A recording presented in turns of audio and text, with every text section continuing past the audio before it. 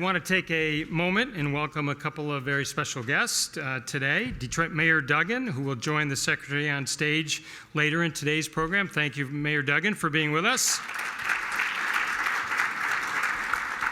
And a special welcome to Congresswoman Debbie Dingell, who will be up here in just a moment. Welcome, Congresswoman Dingell.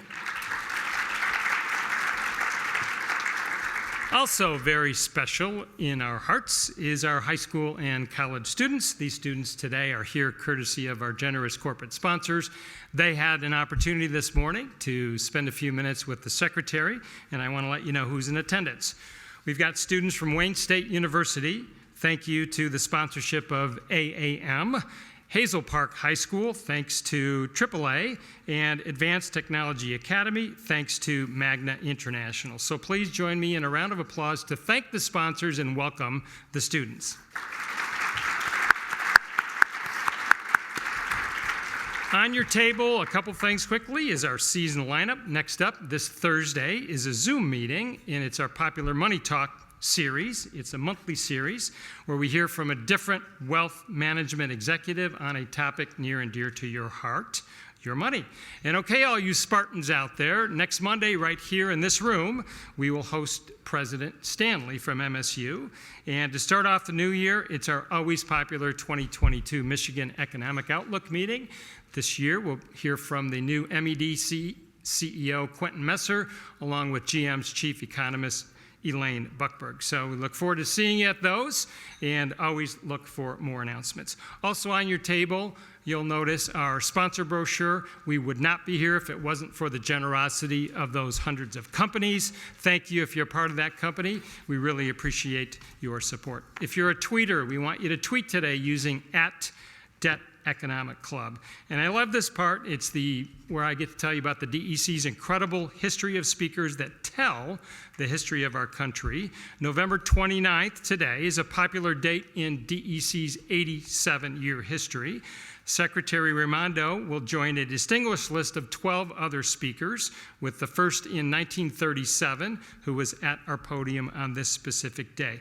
Some of those speakers included 1943 Sir William Lowry Walsh, a RAF officer during World War II, 1965 economist Elliot Janeway, and in 1982 a congressman from Missouri, whose name you might recognize, Dick Gephardt. And today we're pleased to add Secretary Raimondo as our 13th speaker on this day in DEC history. One last thing, one of the more popular elements of a DEC meeting is we want to hear from you.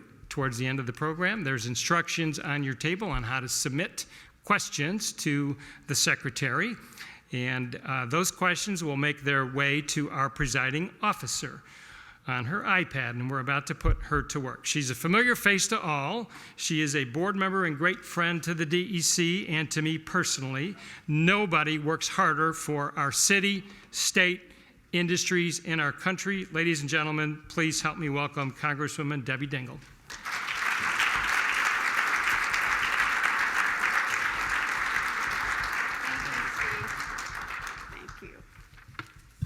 Take my mask off only for this. I'm one of the maskers. Thank you, Steve, and good afternoon to everybody here. It is so great to be at the Economic Club, not virtually, but in person.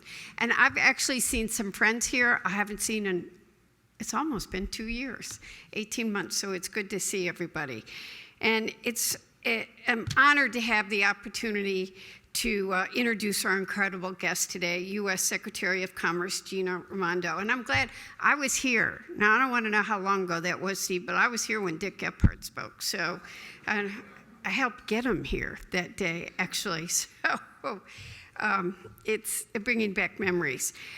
Before I do introduce our guest, so I do want to, even though Steve introduced him, I do want to acknowledge our mayor, who we were just acknowledging to the secretary. We've known each other since our 20s, which was just yesterday. But it is great to be with Mayor Mike Duggan, who is doing a great job leading the city, and I'm very happy was reelected this.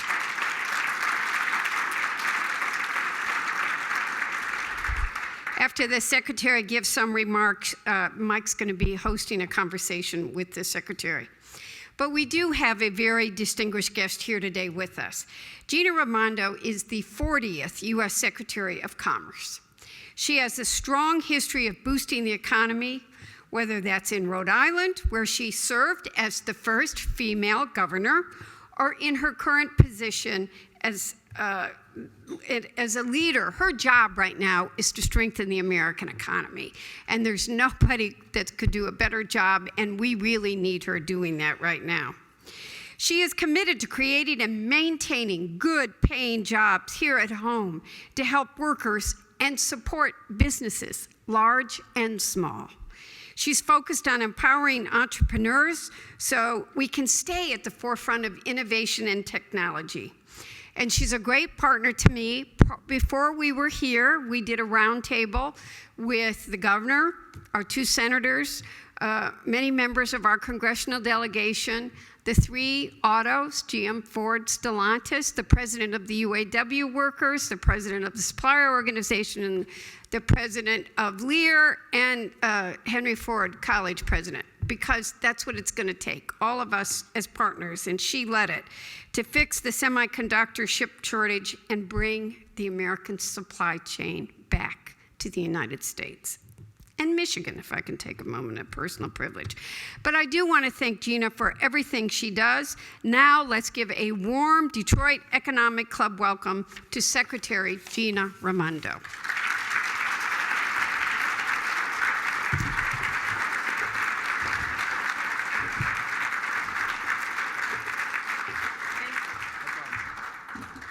Thank you, Debbie. Not used to being this tall. That is quite the apple box they gave me. Anyway, can we start this with Go Blue? Go Blue. Woo! Wow! What a victory. I will tell you, my husband is a Michigander and went to U of M. And so I've had the pleasure of spending the weekend in Mount Pleasant, Michigan. And it was like one celebration after another for that stunning victory. So on to Iowa next weekend. I want to say thank you to my friend, Congresswoman Debbie Dingell. You know this, but you are so lucky to have her. She is a force to be reckoned with. She is all things Michigan. She's on me all the time for the CHIPS Act. What are we doing, Gina? How are we going to get it passed? Get the president more, focused, this, that, or the other. But she is unbelievable, smart, hardworking, passionate, and has welcomed me to Washington and helped me out, and I'm very grateful for that. So thank you for your leadership. And of course, I want to recognize your mayor. First time we've met today, but I have heard so many wonderful things about you. You're doing a great job here. Congrats on the re-election, and I look forward to working more with you. And thank you, Steve, and all of you for hosting me. It's terrific to be here, and I agree with Debbie. It's great to be in person. It is great to be in person. We can't wait to have all this behind us. So, as I said to you, Michigan is a special place to me personally. My family is here, and so I've spent a lot of time in Michigan, and I love it. I love being here. But it's also an important place because it's the epicenter and the beating heart of America's manufacturing industry. There's something special about making a living making things. And you in Michigan know a lot about manufacturing. And manufacturing is vitally important to America's well-being. You cannot have a great economy if you don't make things as a core part of that economy. So I'm thrilled to be here on the heels of a historic accomplishment, which is the passage and signing of the bipartisan infrastructure bill, which will be a great shot in the arm to Michigan and to the manufacturing industry. But because of that bill, which the president recently signed, we're going to be able to fix roads and bridges and lead pipes and expand broadband and make the largest ever investment in electric vehicles, all right here in Michigan. And it's going to create thousands of good jobs in the process. And of course, next, we need the Senate to pass the Build Back Better bill, so we can train the workforce for all of these jobs. The Build Back Better bill, which just got through the House, thank you, Congresswoman Dingell, and is in the Senate now, will enable record investments in workforce training, which we're going to talk about later with the mayor, universal public pre-K, affordable child care, and innovation. And I will say often the press refers to the Build Back Better bill as the president's social spending bill. And I always get a little upset when I see social spending bill.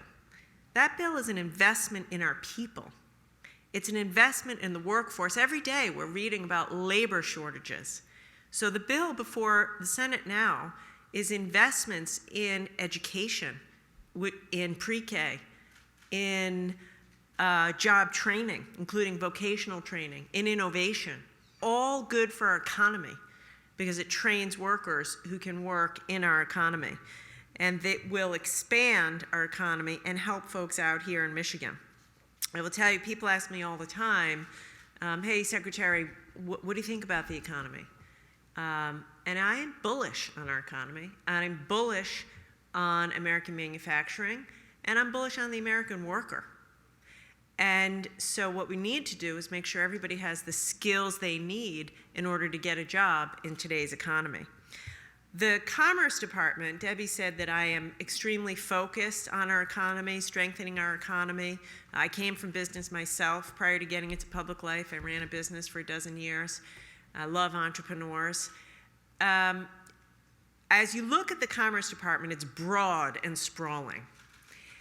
But the through line through it all is competitiveness. And so everything I do as your Commerce Secretary is designed at enhancing America's competitiveness so your businesses can compete on the global stage. And that's what I'm out to do, making sure you can compete in a global economy. And I will say, for me, it's not just economic theory, but it's personal. Part of the reason I care so much about American business, American manufacturing, American competitiveness is because I come from a state, not unlike your state, Rhode Island, which was once a manufacturing hub. It was actually the jewelry manufacturing capital of America. If you guys are nodding, you know, Bulova, Spidell, on every corner when I was a kid was an electroplating facility or a tool and die shop. And my dad worked in the manufacturing economy. He worked at the Bulova watch factory for 28 years. And it was a good job. And it allowed my family, my brother, my sister, me, and my mom to have a good middle-class life. Until one day, at the end of 28 years of giving it everything he had, all the jobs went to China. So he lost his job. By the way, they all did. There were 1,000 people working there. And the whole industry, you saw that, you've seen that movie here in Michigan. The jobs fled in search of cheap labor. And in my own life, I was a kid, I was in middle school. My dad, he didn't just lose his job. He didn't just lose our family's one paycheck. He lost his livelihood, his career, his confidence, and his pride. There's a lot of pride in a job, a lot of pride in a job making things.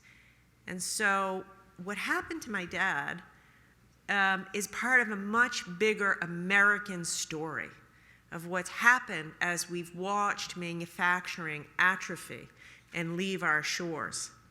And the truth of it is, during the 80s, that's when it all started, production's gone overseas, and in the 40 years since then, you know the story. Our manufacturing industry has suffered from lack of investment, lack of focus, and we've lost a lot of jobs. And Michigan here, you know that story better than most, but you also know how vibrant your economy can be when you have a robust manufacturing sector. In 2009, obviously, President Biden and then President Obama prioritized saving the auto industry, and in so doing, they really saved the Michigan economy. And Debbie had a front row seat to that and being there, helping. The industry and its broader ecosystem now support more than 7 million jobs. 7 million jobs. So that's why I jumped at the opportunity when President Biden said to me, come serve as Secretary of Commerce and help rebuild American manufacturing, help America's companies compete, because those are millions of jobs that people deserve to have. And I want to work with each and every one of you to continue to revitalize and spur a vibrant manufacturing industry. Michigan's economy, you're doing well. You grew at a rate of 8.3% in the second quarter of this year, which was the third strongest in the nation. That's something I think you can all be proud of. And it's in part due to the folks in this room, in large part. It's been a brutal year running a business. It's been a brutal year and a half. So thank you to all of you for all you've done and for keeping your folks employed. The reality is every one of you is a successful business because you invest in your core strengths, your people, your technology, your systems.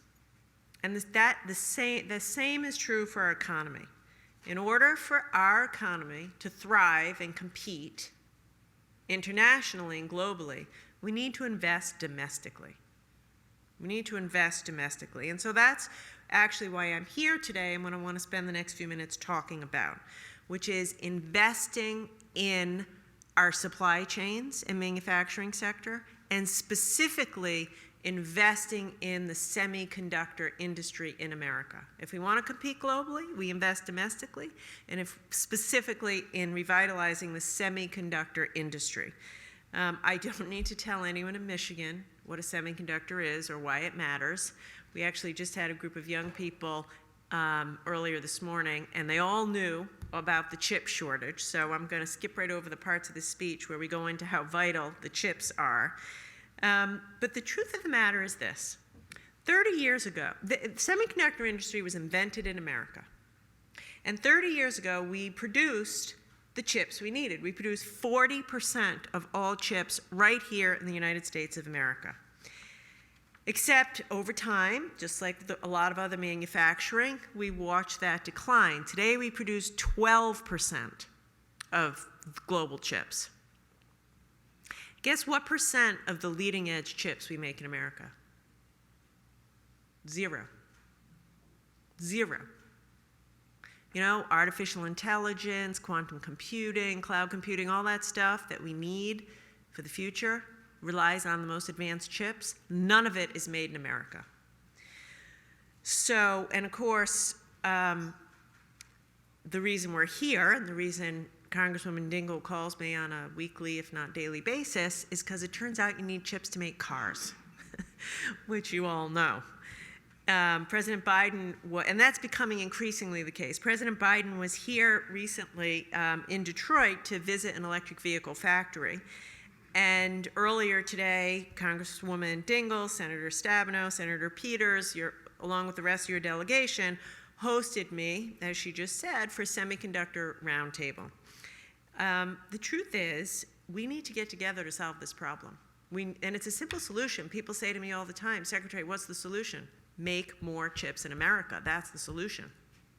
And that's what we need to do. The president has said he has a goal by 2030 to have half of the cars on the road be electric vehicles. It's an excellent goal. Michigan will lead that, will create a lot of jobs. The truth of the matter is that requires a lot of chips. The average electric vehicle has 2,000 chips in one car. We were just at this event, and one of the manufacturers said that they're going to double their chip needs in the next 5 years. Probably the car you drive now has hundreds of chips. The EV that we want you to buy over time has 2,000 chips.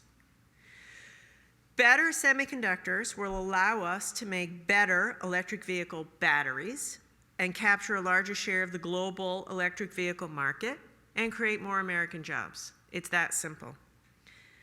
And as we said, chips don't just power cars, they power all innovation.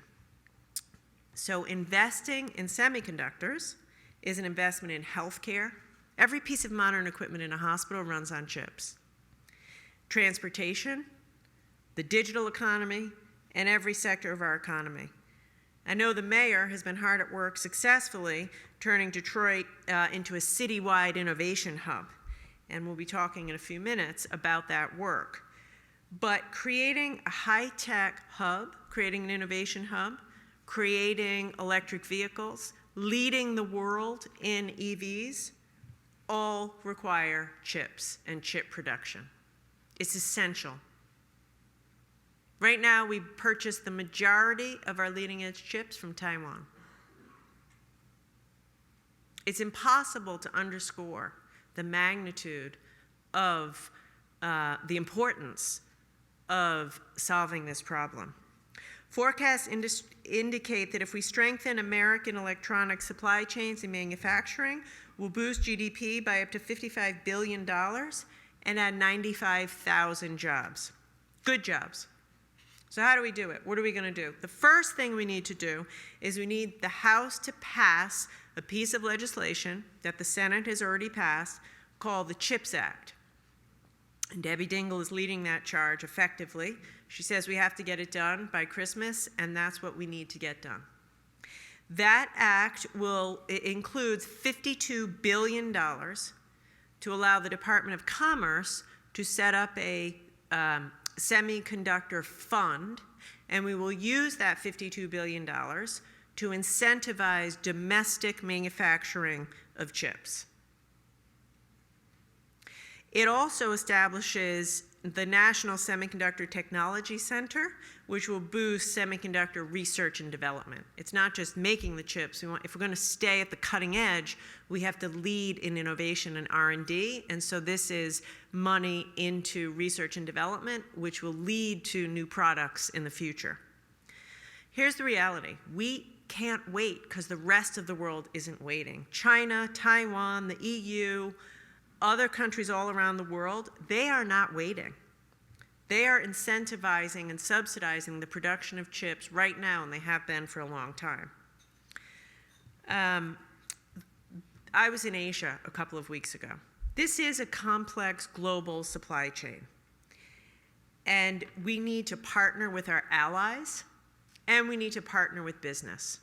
The Commerce Department will partner with you, with business, effectively and successfully with public-private partnerships in order to implement this in a way that is most effective. But the reality is we cannot delay.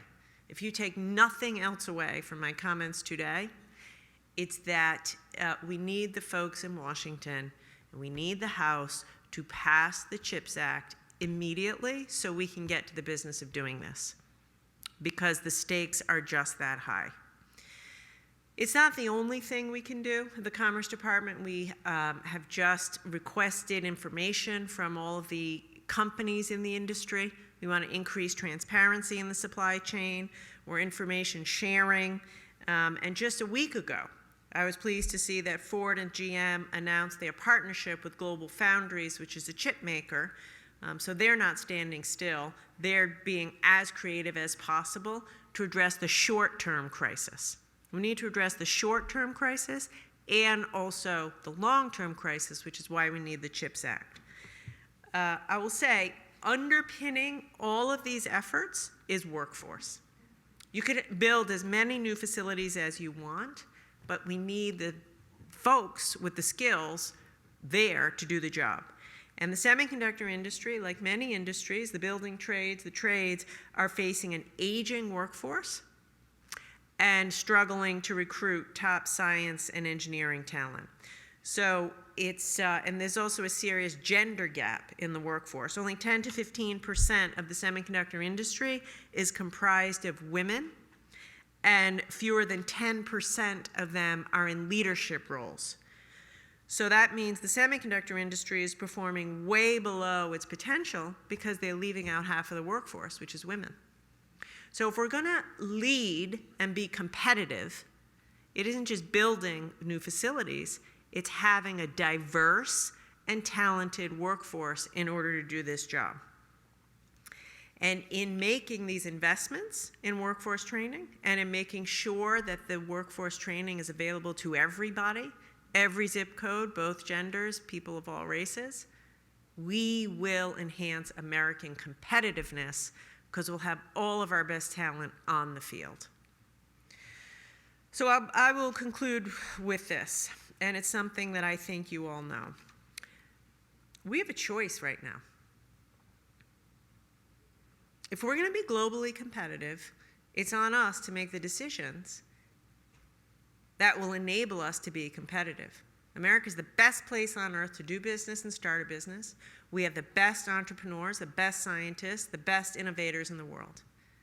But we got to get to work making investments, investing in our infrastructure, investing in American manufacturing, investing in job training, and making sure we do all of that with an eye towards equity. If we do that, invest in R&D, pass the CHIPS Act, implement it successfully, we will shore up our economic security and our national security, and we will outcompete the rest of the world and create opportunity for Michiganders and the people of America at every step of the way. And so I say, let's do it. I say, let's pass that act. Let's get the money over to Commerce. Let's get to work in partnership with you. And so I'll end by saying what I said before. I am bullish on the American economy, bullish on manufacturing, and bullish on our workers. I'm excited to be here with you, and I look forward to partnering with you to make all this happen. So thank you for having me.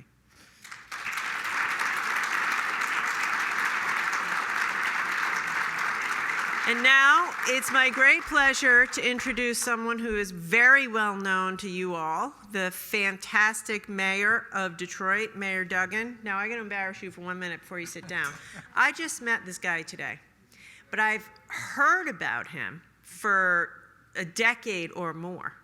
We have a few mutual friends, and what they tell me is he's hardworking, he's practical, he's obsessed with innovation, he gets things done, but most of all, he really believes in Detroit. So come on up here and join me, and we'll have this conversation. Thank you.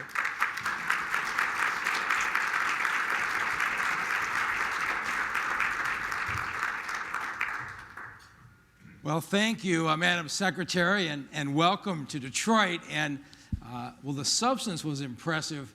I think your personal biography is fascinating. You go to Harvard, you become a Rhodes Scholar, Yale Law School, start your own venture capital fund, have enormous success, and at the height of your business success in 2010, you say, you know, I think I want to go into politics and run for treasurer of Rhode Island. What goes into that kind of decision? Do your friends all think you were crazy? They're all going to question my sanity. They're all going to wonder about my judgment. The funny thing is, when I was a partner in a firm. I had a 3-year-old and a 5-year-old. Everything was going great. I was a medical device investor. That's what I did, so I know the medical industry.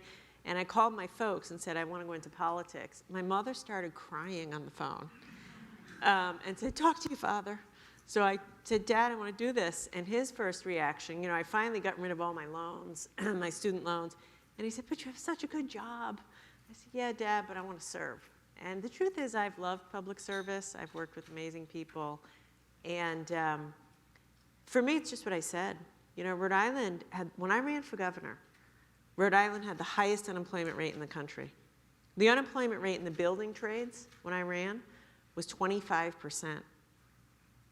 Guys were out of work for a year and a half. And so I said, I want to get back to work to get people back to work. It was good. Well, the first time you hit my radar, somebody sent me an article. It's 2011.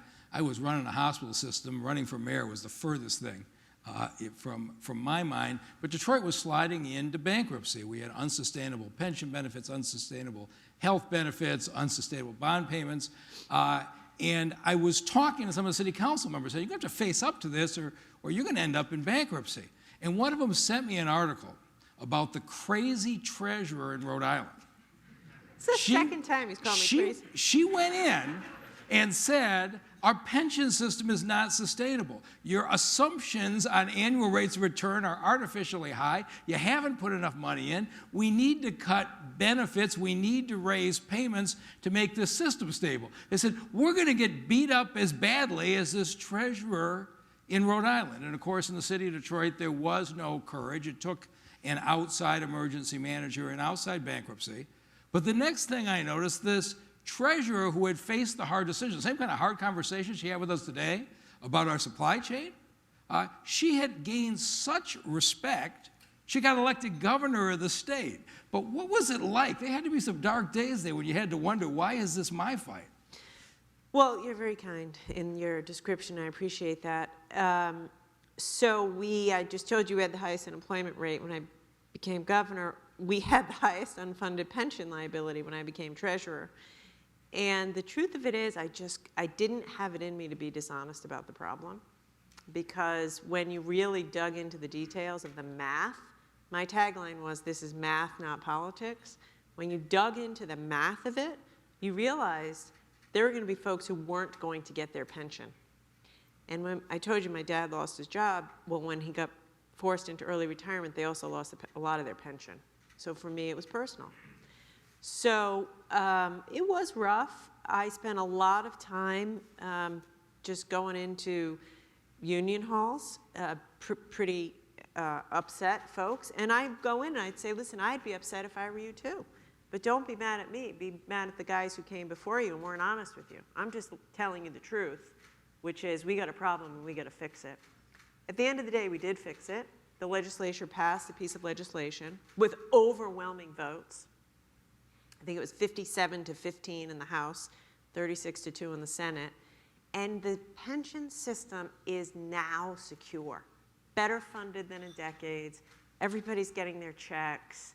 And the young teachers, my kids were in public school at the time, and their first grade teacher was like 30. And it felt great to be able to tell her, your pension will be there 30 years from now when you need it. So, just a lot. I mean, you're similar in that you got problems, you got to face it, you got to be practical, you got to solve problems. Well, COVID exposed some things in a lot of different ways, and people hear the phrase digital divide tossed around and they brush it off, their eyes glaze over.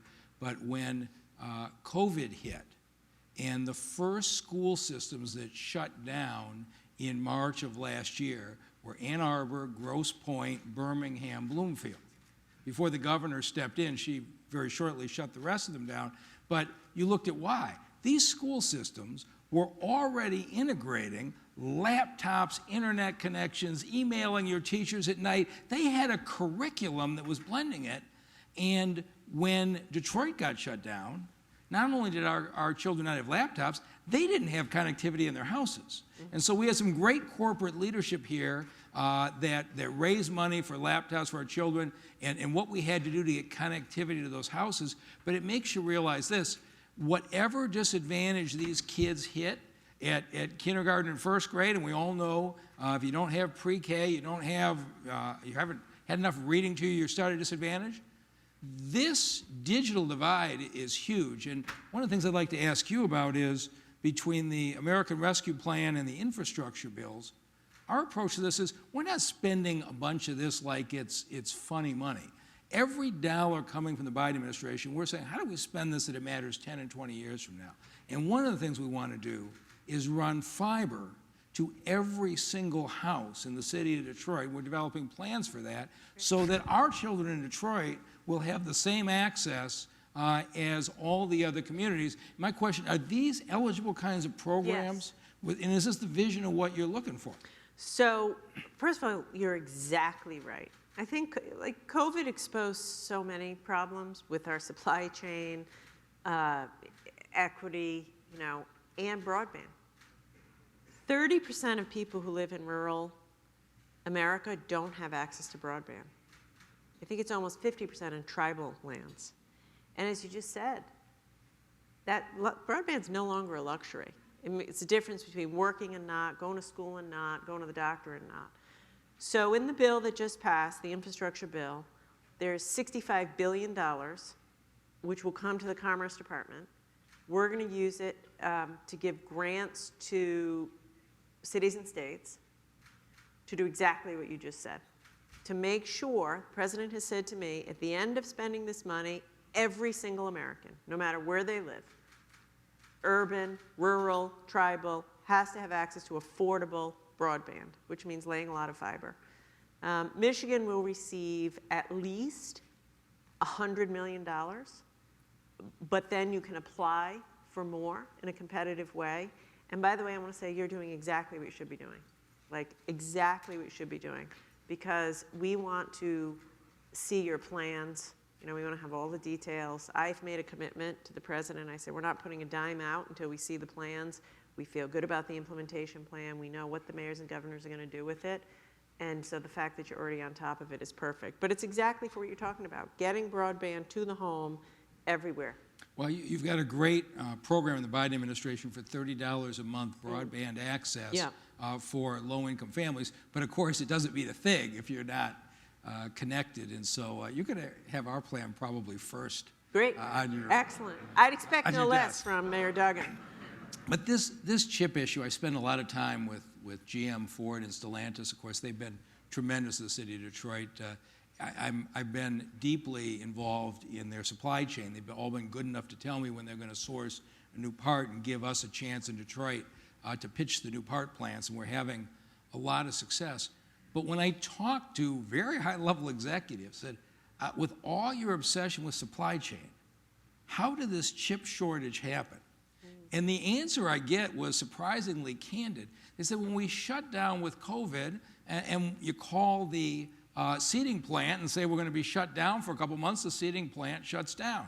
The engine plant shuts down. The axle plant shuts down. And they wait for us to call back when we start back up. They said, the subcomponents in the chips, they said, we honestly didn't understand. And we did not understand how fast the chip manufacturers in Taiwan and Asia, other parts of Asia, could find another buyer for the chips and then sign up long-term contracts for capacity. And what they said was, for all the years where we've rewarded our procurement directors for price and timeliness, we weren't rewarding them for security of the supply chain. And so we have to have two things happen here at once. And my question to you is, are we really sure that we're there? Because the federal government can help start this. But if our manufacturers aren't committed to paying a little bit more money for security of supply chain, where are we going to be? Yeah, so smart and extremely well said. I think the auto companies have learned a lot.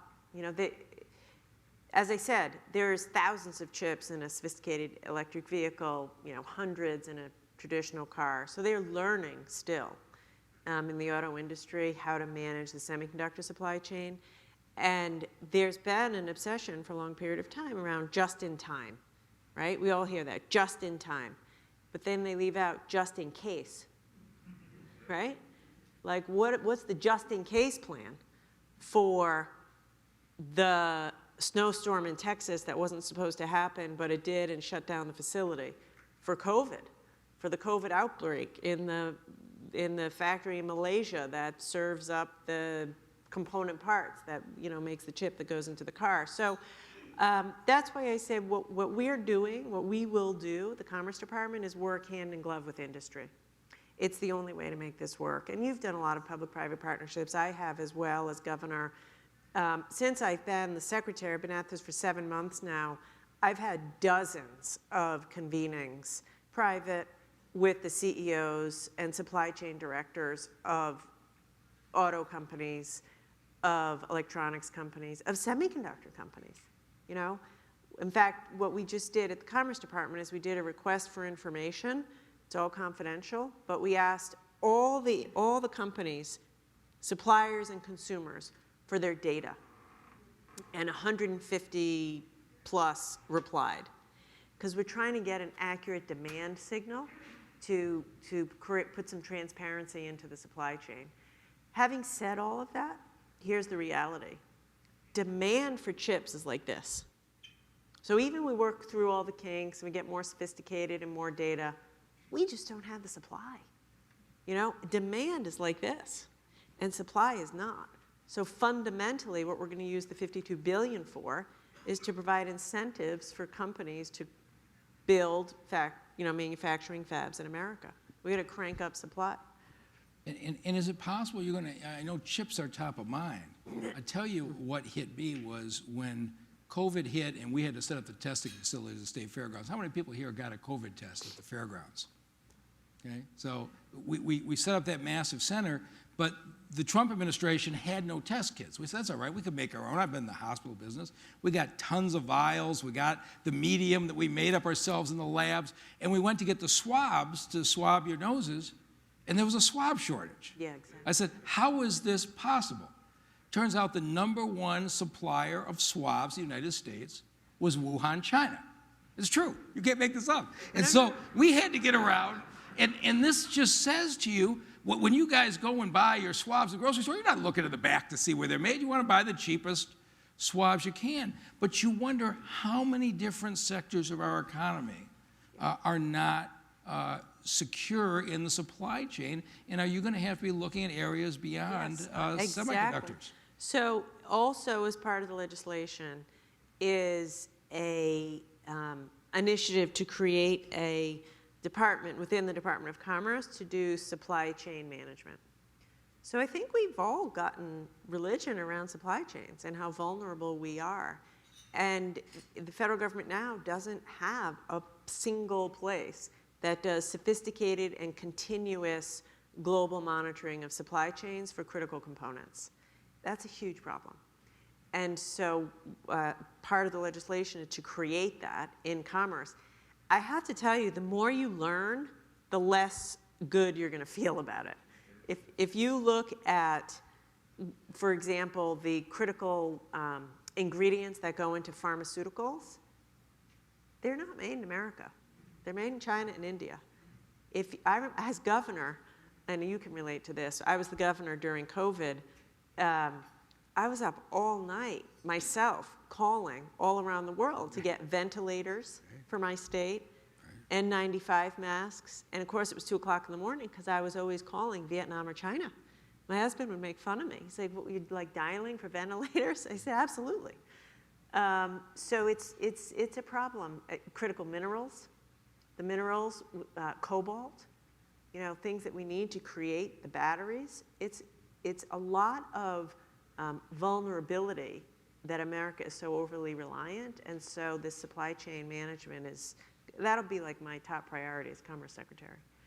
Well, our time here is up, but I know you probably all feel the same way I do, that we're really glad that Gina Raimondo is Secretary of Commerce at this point.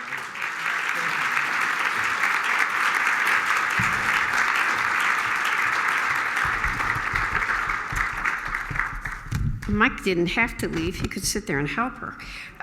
But great job, Mike. We've got a little time for questions from the audience. The first one, I'm going to try to hit subjects you haven't talked about yet. So it seems like there are help wanted signs wherever we look. How can we overcome the labor shortages that are across so many industries? Yes, there are. So the first thing is get everybody vaccinated. There's still a lot of people who are afraid to go back to work because they don't know if their coworkers are vaccinated, and so they're nervous, particularly in restaurants, retail, close contact businesses, manufacturing, actually. So best thing we can do is make sure everybody gets vaccinated so everybody feels comfortable to go back to work. The other thing is training, which I did touch on. There are so many jobs available in advanced manufacturing, in pharmaceuticals, we just heard about a teacher shortage. We got to get folks the skills they need to get the jobs that are available. In this regard, your mayor, I know I had hoped to ask you about the job training initiatives you're doing here, but Detroit's a leader in the workforce development you're doing and bringing together, career and technical high schools, community colleges, four-year colleges with business to really make sure there's a steady flow. And then, look, there's no one answer to this, right? We also have to expand the labor pool. That's why I talked about women, people of color, people who have not been traditionally in certain industries. Well, let's find them. Let's train them. Let's make these opportunities available for them so that they can go ahead and take these jobs. Thank you. One of our students that's here today asked this question. Today's students have virtual internships, so limited in-person experience. As jobs return home, how do we prepare students for the real workforce or in-person workforce? I think that is such a good question. A young woman came up to us earlier and asked this. We asked her to ask it in front of everyone. So it's a really great point. These young people today are going to school virtually, internships virtually. How are they going to learn to show up on time with the appropriate vocabulary, clothes, office decorum. I think we need to start having more in-person experiences so people can learn. And I think that as you all are developing your internship programs, I would encourage you to think about that issue, and whether it's online training for how to behave once you come into the workforce, or opportunities to come into the workforce. I think we ought to all think about it and do it together. Because otherwise, when people show up, I hear it all the time from people, soft skills. Well, it's not intuitive. You need to be taught how to behave in an office, in a manufacturing facility, in a place of work. So I think it's on all of us to be there for young folks, to provide the in-person training so they can be successful. Right? Every one of us who's involved in some kind of job training has to do everything we can to make sure that people are successful, which means giving them the support, but also the in-person opportunities. Thank you. This is an anonymous question. You never know what that means. Cybersecurity is an enormous issue that every company has to think through. What role can the federal government play in regards to cybersecurity for business? Yeah, it's a great question. I think a few things. First of all, one thing that we do at the Commerce Department, what we're in the process of doing, is creating standards, particularly for small and medium-sized companies, to teach them what are cyber best practices. A lot of smaller businesses tell us they're not sure what to do, and it's really hard to keep up. So one area of the Commerce Department is the National Institute of Standards and Technology. We set all of the cybersecurity standards, and we're creating a specific effort for small and medium-sized businesses to, like, a kit for best practices for what some people call cyber hygiene or cyber protocols. The other thing is funding. The truth of it is, it's not cheap to make sure that you are as protected as possible, and I think there's a lot of opportunity for that. And then the other thing is workforce. Right now, there's 500,000 cyber tech jobs available and unfilled in America.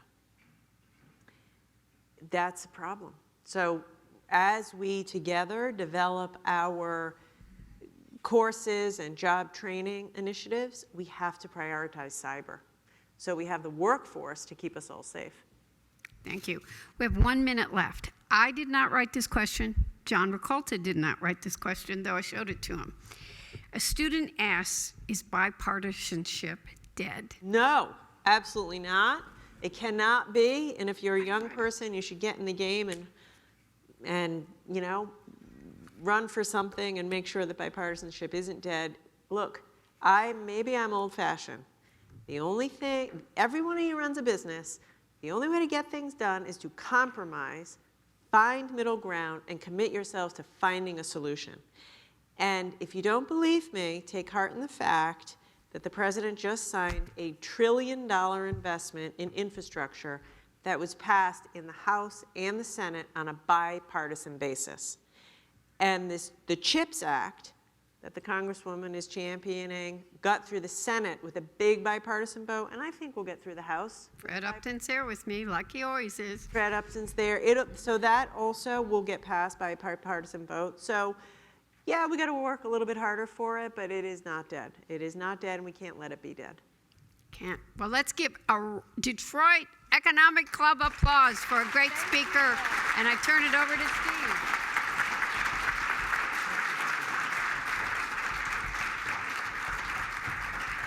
Thank you so much, Secretary Raimondo. We cannot thank you enough, and you're welcome back here anytime. Anytime. Thank you so much. Round of applause, please. Thank you. Mayor Duggan, Congresswoman Dingell, thank you so much for your roles and all you do for our city, state. Ladies and gentlemen, we hope to see you at our next meeting, which is next Monday, and it's the MSU President Stanley. I know you'll be there, Ben Mayback. And please enjoy your lunch on time, every time. This meeting of the Detroit Economic Club is now adjourned. Thank you all.